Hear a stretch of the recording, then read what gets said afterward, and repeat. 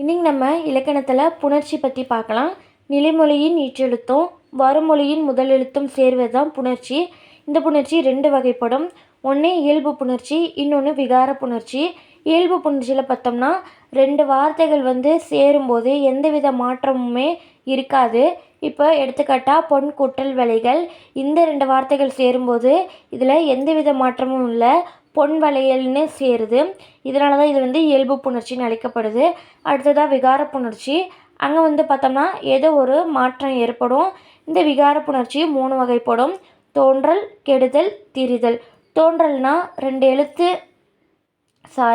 2 வார்த்தை சேரும்போது புதுசாக ஒரு எழுத்து வரும். அடுத்தது கெடுதல் அப்படின்னா 2 வார்த்தை சேரும்போது நிலைமொழியில் இருக்கக்கூடிய லாஸ்ட் எழுத்து இல்லாமல் போகும். அதுதான் கெடுதல். 3வதாக பார்த்தோம்னா திரிதல். திரிதல் அப்படின்னு பார்த்தோம்னா 2 வார்த்தைகள் சேரும்போது நிலைமொழியோட கடைசி எழுத்து வேற ஒரு எழுத்தாக மாறும். இதுதான் திரிதல். இப்போ பாரு, தோன்றலுக்கு ஒரு எடுத்துக்காட்டு வாழைப்பழம். இந்த வாழை கூட்டல் பழம் சேரும்போது புதுசாக இப்பு வருது, அதனால் வாழைப்பழம். இதுதான் தோன்றல். கெடுதல் மரம் கூட்டல் வேர். இதில் சேரும்போது மர வேராக மாறுது, இம் இல்லாமல் போகுது.